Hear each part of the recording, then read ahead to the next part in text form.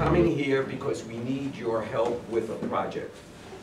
The project that we're doing will include writing a narrative and then creating artwork. We're going to ask you to write a story, your story, about an experience with someone else and how it turned out, and if it got you mad, and how it made you feel, and what you did about it.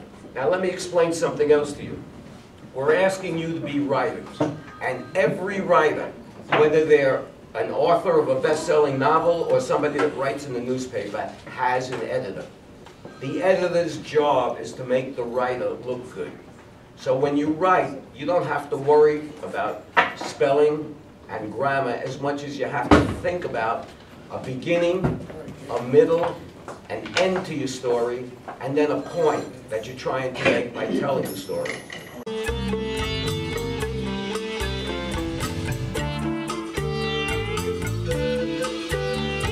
Critical thinking is the ability to be able to look at a situation or a problem and analyze it from a lot of different perspectives by opening up your mind and seeing what the issue is all about, and then going down different routes, being able to try different things to come up with a solution to those problems. And among the ways of really stimulating and developing your critical thinking skills is by doing art. Now, are there any artists in the class? Would you raise your hands? Okay. Now, everybody else who didn't raise their hand, just listen really careful to what I'm about to say. I asked if you're an artist and you didn't raise your hand. If you come to all of our workshops, I'm going to ask the same question at the end of the last workshop, and I guarantee, everybody in the class is going to raise their hand, because we're going to show you how to be artists.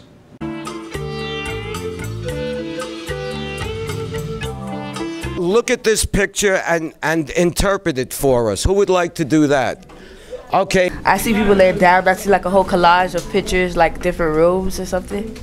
Or it might be the same room because it have the same picture, people in it. Mm-hmm. Yeah. So it tells a story? Yeah. Okay, why don't you read your story?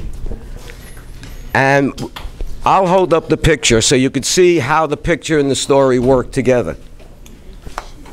My story. I've been in a conflict with my best friend. So what's the best way to handle the situation? Talk it out. To talk it out. Are you going to continue to use art as a way to express yourself? Yeah. Like when I feel a certain way, I'll just go drawing to release it, to get it out of me instead of holding in that grudge, and to release it out on a paper and leave it there. Did you think you could do this when you first started the class? To be honest, no. No. So what did you learn about yourself? That I have talent in art. That I'm talented in art. Well, you didn't know you were talented in art. Do you think you have other talents that you're not even aware of? I believe so. Do you think you might take a stab at trying them and see how it feels? Mm-hmm. And if it felt good, would you pursue that? Mm-hmm. So then this kind of a workshop opens up a window for you to discover yourself. How does that make you feel? Well, it made me feel that I can say this, that it's a lot of stuff in this world that I really don't much know about, but if it comes to my attention and I give a try, I believe I can do it. So I guess that's what this... That's exactly what the purpose of this class is. Now that you know this, you can conquer anything you want, provided when you do it in the beginning, you got to understand you're not going to do it very good, but if you continue to do it, you're going to get a lot better, and eventually people are going to recognize your talent. So thank you very much. You're welcome.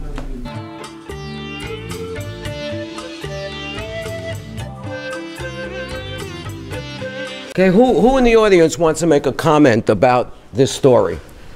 When people reach out to help people who are suffering and help them feel better about what they're involved in, you'll be surprised how good it's going to make you feel because you're touching somebody else.